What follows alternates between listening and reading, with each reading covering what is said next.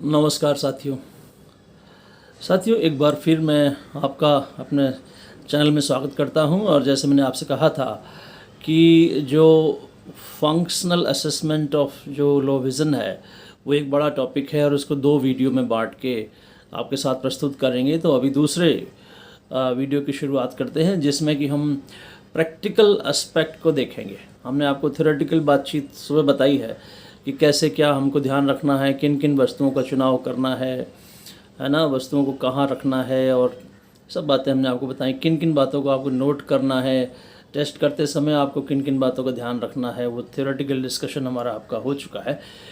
Practical कुछ बातें मैंने आपको बताने का बोला हुआ है। तो मैंने आपसे कहा था कि एक टेस्ट है जिसका नाम है कि जो जिल केफी के द्वारा डेवलप्ड है और जो कि जो हमारी भारत की तरह की जो कंट्रीज़ हैं, डेवलपिंग कंट्रीज़ में विज़न के असेसमेंट के लिए तैयार किया हुआ एक टेस्ट है।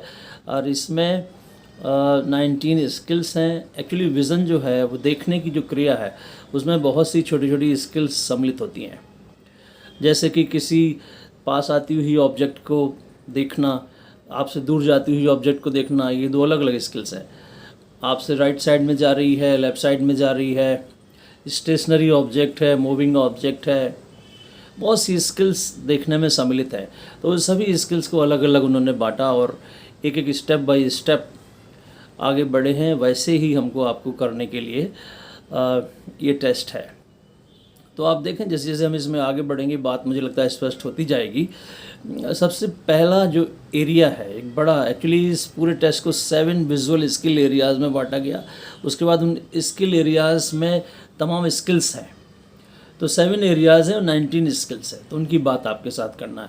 पहला एरिया है attention and awareness about the environment. वातावरण के बारे में हमें जागरूक होना चाहिए और उस पर ध्यान देने की आवश्यकता है। तो आप देखें इस एरिया में 2 स्किल लेकर वो चल रहे हैं। पहली स्किल है अटेंशन, यानी कि आपको सबसे पहले किसी ऑब्जेक्ट को अटेंड करना होता है। इसमें आप क्या है कि जो एक्टिविटी है वो ये है कि आप बच्चे के सामने 1-2 मीटर की डिस्टेंस पर आप जो है खड़े हो जाएंगे और आपके हाथ में कोई एक ऑब्जेक्ट होगी आपके हाथ में, और ये हैंडफुल साइज़ की ऑब्जेक्ट होनी चाहिए। और कोई ज़रूरी नहीं है कि यही ऑब्जेक्ट होगी, इसके अलावा और भी तमाम ऑब्जेक्ट्स हो सकती हैं। आप उसके सामने खड़े हैं, बच्चे के सामने, बच्चे से कहा जा रहा है कि इसको आप अटेंड करिए, देखिए इसकी तरफ, है ना। आपको नोट करना है कि कितनी दूरी से देख लिया, कितना समय लगा के देख लिया, कुछ बोला, बीच में नहीं बोला, है ना, काम कर लिया, नहीं कर लिया। इस तरह के तमाम हमने आपको पहले ही बताए हुए हैं कि क्या क्या आपको रिकॉर्ड करना है। तो ये इस तरह से आप खड़े हैं उसके सामने एक हैंडफुल साइज़ की ऑब्जेक्ट को लेकर और उसको कह रहे हैं कि आप इसको पहचानिए। अटेंशन। तो रिकॉर्ड क्या कर लिया, नहीं कर लिया, कितना समय लिया, कौन सी ऑब्जेक्ट यूज़ हुई, ऑब्जेक्ट किस कलर की थी, ये सब बातें आपको लिखनी है। और एक के बाद एक आपके सामने नई स्किल आती जाएगी। तो अगली जो स्किल है पहले एरिया में ही वो है रीच माने का ये है, जैसे आप समझो कि बच्चा खड़ा है और टेबल पर आपने 1 मीटर की दूरी पर बहुत सी छोटी छोटी ऑब्जेक्ट्स आपने वहाँ पे उसके सामने रखी हुई हैं। जैसे उदाहरण के लिए ये सेल है, और ये पेंसिल है, और ये की रिंग है, और ये एक स्क्रू है, और भी तमाम ऐसी ऑब्जेक्ट्स हो सकती हैं जो आपने उस बच्चे के सामने टेबल पर रखी हुई हैं। आप उस बच्चे को कहते हो भाई कि एक पर्टिकुलर जैसे की रिंग उठाइए, की रिंग पर रीच करना है। तो रीच जो है बहुत ही ऑप्टिमम होनी चाहिए। ऐसा ना हो कि मैं वहाँ जाके उसको ढूंढने लगूँ, है ना, ऐसे ढूंढने लगूँ तो कहीं ना कहीं वो मुझे मिल जाए, बल्कि मैं विज़न से रीच करना है। तो विज़न से मैं अगर दूर से देख लूँगा तो आसानी से उसको रीच कर पाऊँगा और हमारा बड़ा रीच एक्यूरेट होना चाहिए।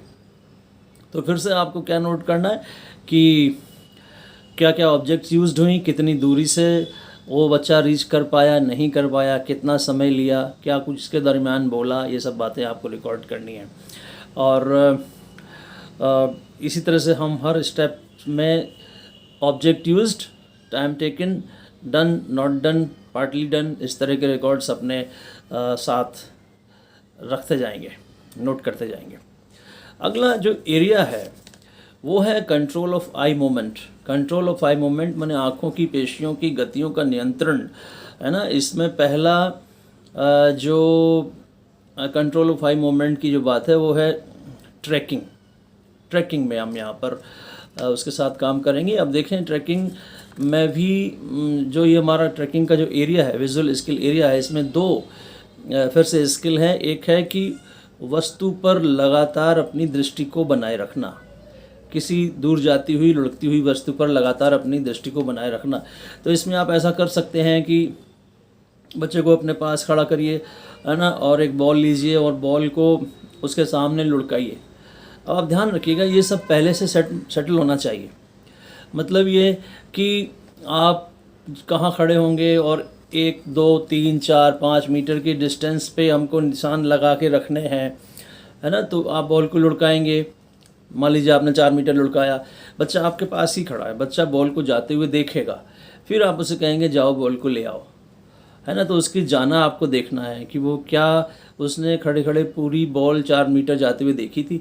अगर देखी होगी तो वो सीधे जाएगा, बॉल को उठा लेगा। हो सकता है उसने केवल 2 मीटर तक देखी थी तो वो 2 मीटर सीधे जाएगा, उसके बाद वो अनुमान लगाना शुरू कर देगा कि बॉल किधर गई होगी।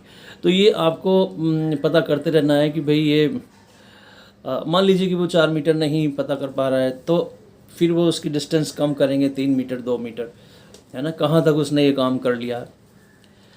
तो ये मतलब वस्तु पर अपना दृष्टि को बनाए रखा। वो ये रिकॉर्ड करना है कि ऑब्जेक्ट कितनी बड़ी थी, कितना समय लगाया, कितनी दूरी तक ये काम किया। ये हर एक्टिविटीज़ के संग आपको ये सब रिकॉर्ड रखने हैं।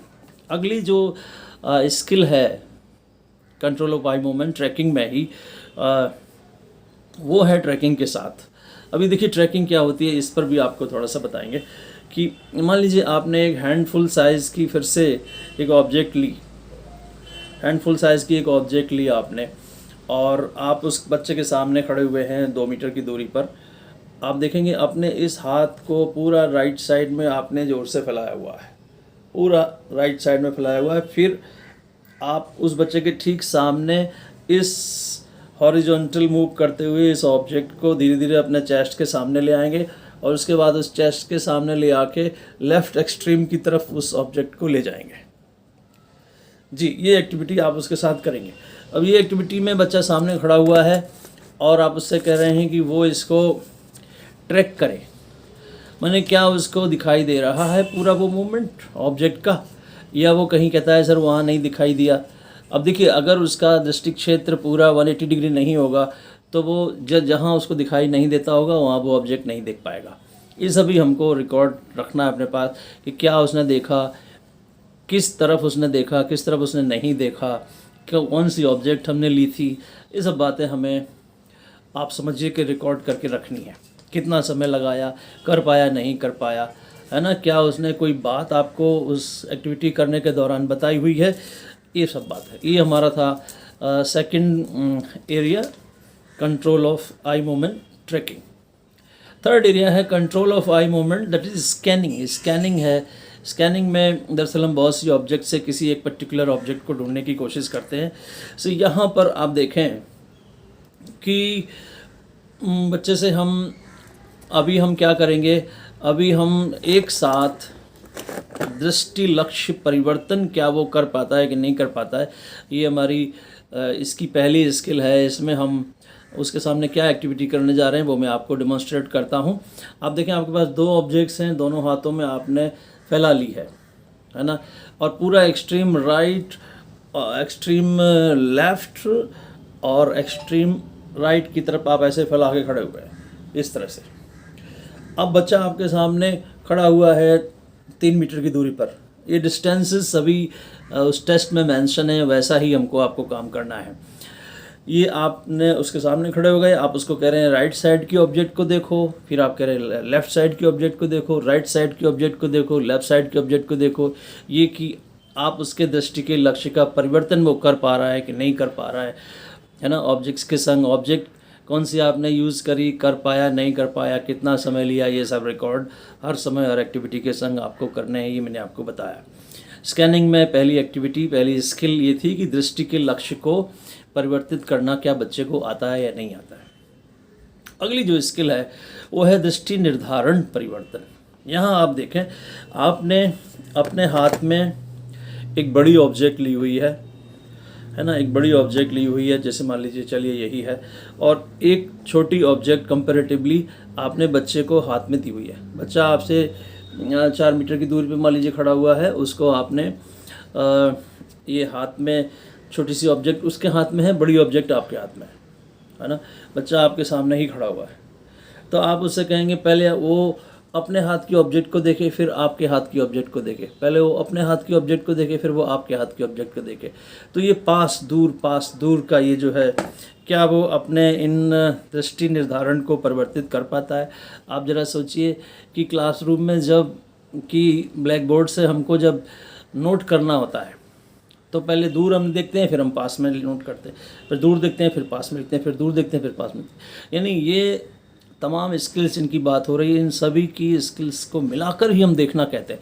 हम बोर्ड से भी नोट करने को देखकर लिखना ही कहते हैं, जबकि वहाँ पर ये पर्टिकुलर स्कैनिंग की नियर एंड फार स्किल का यूज़ कर रहा होता है विद्यार्थी। तो इस तरह से आप देख रहे हैं कि धीरे धीरे हमारी स्किल्स जो टेस्ट है वो आगे बढ़ता जा रहा है। ये तमाम एक्टिविटीज़ हैं, कुल 19 आगे बढ़ते रहेंगे आपके साथ, और रिकॉर्ड आपको रखने हैं।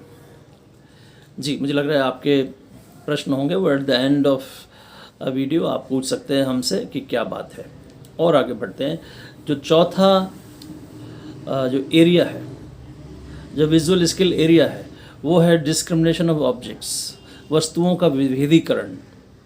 क्या वो ये सब काम कर पा रहा है? इसमें देखिए 4 स्किल्स हैं, आप जोड़ते रहिए। सबसे पहले 2, उसके बाद 2, है ना, उसके बाद 2, 6 स्किल्स हो चुकी हैं हमारी। अटेंशन, रीच, है ना, उसके बाद वस्तु पर दृष्टि को बनाए रखना, उसके बाद ट्रैकिंग, उसके बाद दृष्टि लक्ष्य परिवर्तन, उसके बाद दृष्टि निर्धारण परिवर्तन, है ना।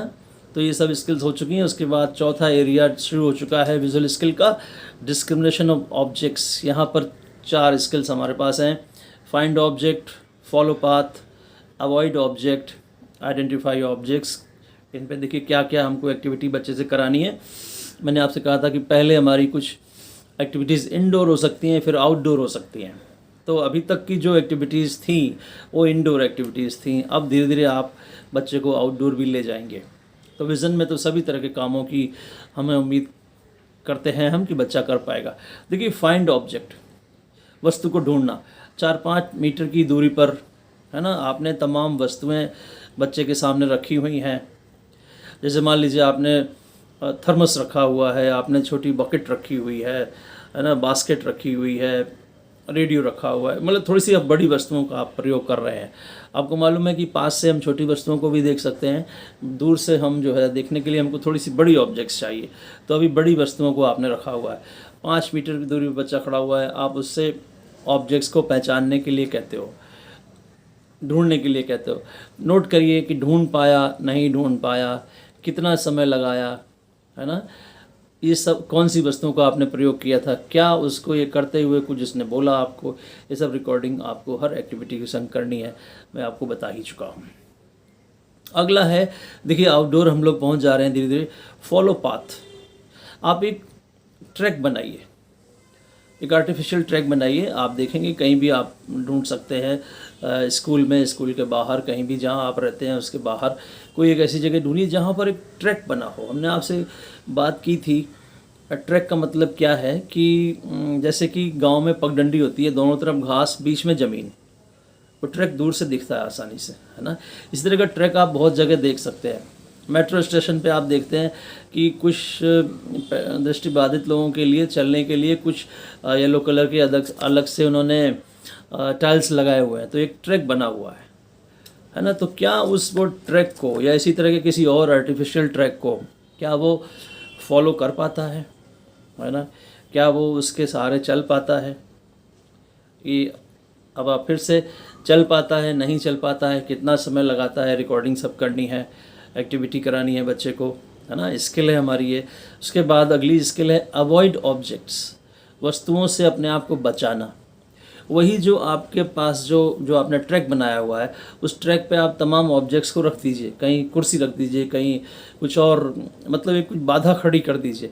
तो क्या वो उन बाधाओं को ऐसे बचाते हुए, अपने आप से न टकराते हुए, क्या वो निकल सकता है? आप देखें क्लासरूम में भी आप देखेंगे जो तमाम बेंचेस के बीच में एक जगह होती है पैदल चलने के लिए, ट्रैक ऑलरेडी बना हुआ होता है। वहाँ पे आप ज़रा देखो कि क्या फिर आपने उस रास्ते में एक आध टेबल कर दिया, मेज लगा दी, क्या वो उनसे टकराता है या वो अवॉइड करके उनको निकल जाता है? Avoiding object is a skill, ये एक स्किल है।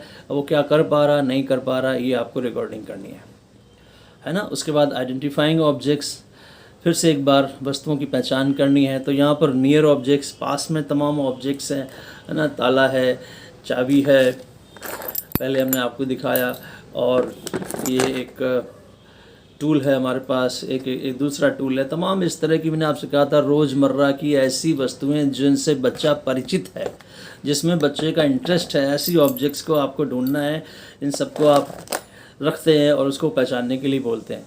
पहचान पाया, नहीं पहचान पाया, रिकॉर्ड करते हैं, है ना। तो ये नियर ऑब्जेक्ट्स और फार ऑब्जेक्ट्स, है ना, दूर भी पास भी, दोनों ही तरह के ऑब्जेक्ट्स, दूरियों से हम अलग अलग एक्टिविटीज़ करा के रिकॉर्डिंग करते हैं कि बच्चा क्या क्या एक्टिविटी कर पा रहा है। देखिए हमारे पास 10 स्किल्स हो चुकी हैं। उसके बाद हम अगले एरिया की तरफ बढ़ते हैं। अगला एरिया हमारा जो है थोड़ा सा सोशल एक्टिविटीज़ का है। ये भी हमारे लिए ज़रूरी है। बच्चा हमारा थोड़ा दुनियादारी से भी रहेगा, तो वहाँ पर इमिटेशन क्या वो कर पाता है, नकल वो क्या वो कर पाता है। देखिए कुछ बड़े बड़े एक्शंस आप उसके सामने करिए। जैसे आप दूरी से आते हैं तो हम लोग कई बार ऐसे नॉन वर्बल हाथ हिलाते हैं, है ना। क्या ये बिग एक्शन, माने हाथ का मान लीजिए मूवमेंट जो है, ये 10 मीटर 5 मीटर की दूरी से भी अगर क्या वो कर पा रहा है, इसी तरह से कोई बिग एक्शन, बड़ा हाथ का एक्शन या पैर का एक्शन, क्या वो उसको कॉपी कर पाता है, नहीं कर पाता है, कितनी दूरी से कर पाता है, टाइम कितना लेता है, सब रिकॉर्डिंग करनी है आपको, है ना। इमिटेशन, नकल करना, ये स्किल आती है नहीं आती है, ये पता लगाना है। अगला है फेशियल एक्सप्रेशन। फेशियल एक्सप्रेशन में आप देखें कि फिर से एक बार आदमी खुश है ना, या आदमी नाराज़ है, इस तरह के चेहरे आपको बनाने हैं उसके सामने। क्या दुखी है आदमी, है ना, दुखी है, खुश हो रही है, खुश हो रहा है ना, नाराज़ है, कैसे कैसे एक्शन आपको उसके सामने बनाने हैं। फेशियल एक्सप्रेशन, चेहरे के हाव भाव उसके सामने प्रस्तुत करने हैं और बच्चे को कॉपी करने के लिए कहना है।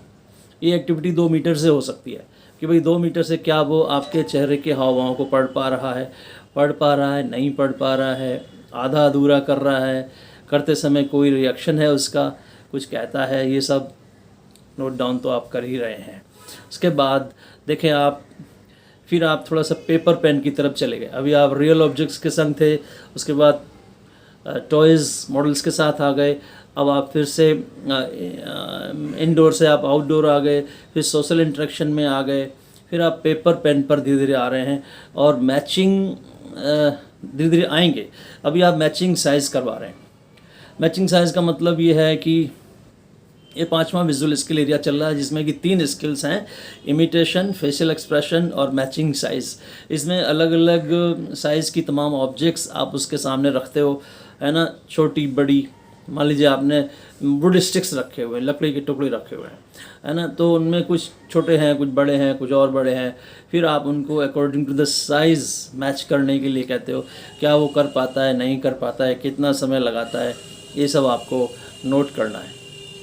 6वां विजुअल स्किल एरिया है डिस्क्रिमिनेटिंग डिटेल्स इन पिक्चर्स। देखिए अब हम पेन कागज़ पर आ गए, क्योंकि अल्टीमेटली पूरा जितना भी हम प्रयास अल्प दृष्टिवान बच्चे के संग कर रहे हैं, हमें चाहते हैं कि वो अपना विज़न का प्रयोग पढ़ने लिखने में करने लगे, और जितना उसके पास एबिलिटी होगी उतना वो काम करेगा।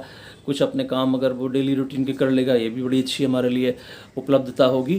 तो वही प्रयास हम और आप कर रहे हैं।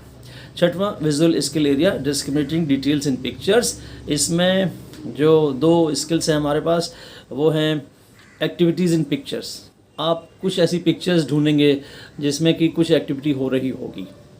मान लीजिए कि कोई एक पेड़ है, उस पर बच्चा चढ़ रहा है, एक कोई लेडी है वो बैठ के कुछ खा रही है, तो इसको देखकर आप उसको दिखाइए है ना, 1 मीटर की दूरी से, और पूछिए कि क्या हो रहा है।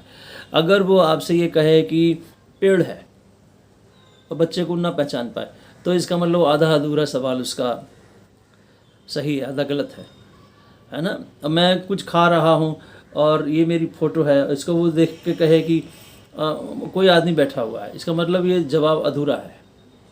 तो ये देखेंगे हम कि बच्चे की जो रिप्लाईज़ आ रहे हैं वो सही है नहीं है, आधे अधूरे सही है, क्विक रिस्पॉन्स है या डिलेड रिस्पॉन्स है, लंबा समय लिया, जल्दी कर लिया, ये सब निर्णय हम उस कॉपी पे लिखते रहेंगे।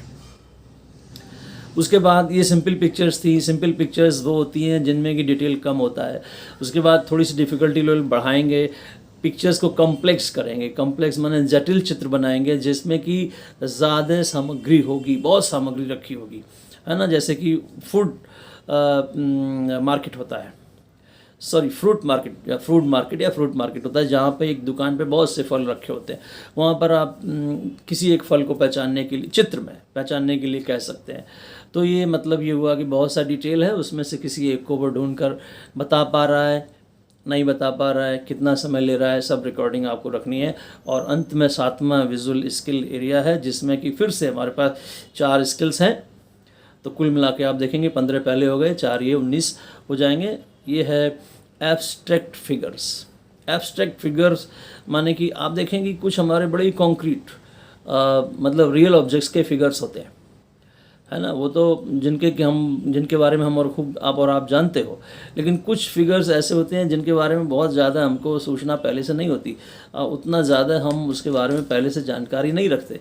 उनको हम एब्स्ट्रैक्ट फिगर्स बोल सकते हैं, मतलब जो वेल डिफाइंड नहीं है। जैसे ये एक 3 रेखाओं का घिरी हुई आकृति को हम त्रिभुज कहते हैं, ये वेल डिफाइंड है। लेकिन अगर हम इसी में 3 भुजाओं में से किसी एक भुजा को थोड़ा सा रब कर दें और पूरा कंप्लीट ना करें, तो फिर ये क्या है? ये ट्रायंगल नहीं है, क्योंकि ट्रायंगल में तीनों भुजाएं कंप्लीट होती हैं, है ना। ये खुला हुआ है किसी एक तरफ से, तो ये क्या है? ये हमारे लिए एब्स्ट्रैक्ट फिगर हो गया, है ना। तो अब इस एब्स्ट्रैक्ट फिगर से हम उसको तमाम पहचानने की क्रियाएं करवाएंगे, है ना। क्या करेंगे कि एक कार्डबोर्ड बनाएंगे, उस कार्डबोर्ड पे वो फिगर बना देंगे, उसको दिखाएंगे। उसके बाद वो फिगर और उससे मिलते जुलते तमाम और फिगर एक दूसरे कार्डबोर्ड पर बनाएंगे, वो दिखाएंगे और कहेंगे कि पहले वाला इसमें कहाँ है। पहले आपने पहचानवाने के लिए दिया एक ट्रायंगुलर, है ना, वो भी आधा अधूरा सा, जिसे जो एब्स्ट्रैक्ट कहा जा सकता है। और फिर आपने उससे मिलते जुलते और 4-5 चित्र बनाए, एक लगातार बड़ी सी स्ट्रिप में बनाए, कागज़ में बनाए, वो कागज़ दिखाया और कहा कि वो जो पहले आपने देखा था वो इसमें कहाँ है ना। उसके बाद एब्स्ट्रैक्ट फिगर्स के साथ काम करेगा बच्चा, कर पाया नहीं कर पाया वगैरह वगैरह नोट करना है सब रिकॉर्ड आपको। फिर मैचिंग नंबर्स, उसी तरह के कार्डबोर्ड जो आपने बनाए हुए हैं, उस छोटे से कार्डबोर्ड पे आपने नंबर लिखा, 2 या 3 कुछ भी लिख दिया। फिर आपने एक दूसरा कागज़ लिया जिसमें वो नंबर भी है, 2, 3 जो भी लिखा था। उसके बाद 5, 7, 1 और नंबर्स भी लिखे हुए हैं। फिर आप कहते हो जी कि वो नंबर कहाँ है, मैच करने के लिए कहते हो, है ना। तो मैच नंबर अगली स्किल है। उसके बाद इनर डिटेल, वो जो एब्स्ट्रैक्ट फिगर था, है ना, एब्स्ट्रैक्ट फिगर था, मैंने आपसे कहा कि ट्रायंगल है आधा अधूरा सा, उस ट्रायंगल में थोड़ा और डिटेल करिए, थोड़ा उस पिक्चर को और जटिल बना दीजिए, थोड़ा और अंदरूनी कुछ डिज़ाइन बनाइए, है ना। उस फिगर को विद सम इनर डिटेल कर दीजिए, है ना। फिर से आप उसके संग एक्टिविटी कराइए। तो क्या वो सिंपल एब्स्ट्रैक्ट फिगर को पहचान पाया था? अभी वो इस जो हमारा abstract figure with inner detail है, क्या इसको पहचान पा रहा है? वही आप दिखाएंगे एक कार्डबोर्ड पर, फिर तमाम उससे मिलते जुलते एक दूसरे बड़े कागज़ पर दिखाएंगे, कहेंगे कहाँ पर है दिखाओ ज़रा। इस तरह की तमाम कागज़ पेन की एक्टिविटीज़ बच्चे के साथ हो रही है। और फाइनली हम करेंगे matching words with pictures. 2 column बनाएंगे, एक कॉलम में हम वर्ड्स लिखेंगे, बुक, वर्ड, है ना, इस तरह के बच्चे के सामान्य यूज़ में आने वाली कुछ वर्ड्स लिखेंगे, और दूसरी तरफ किताब का चित्र, चिड़िया या चित्र, वर्ड का चित्र बनाएंगे, है ना। और भी 2-3 उसमें डिटेल डाल सकते हैं, कुछ ऐसी ऑब्जेक्ट्स को लिख सकते हैं जहाँ पे बच्चा फिर आप वो कॉलम वाइज मिलाने के लिए कहेंगे।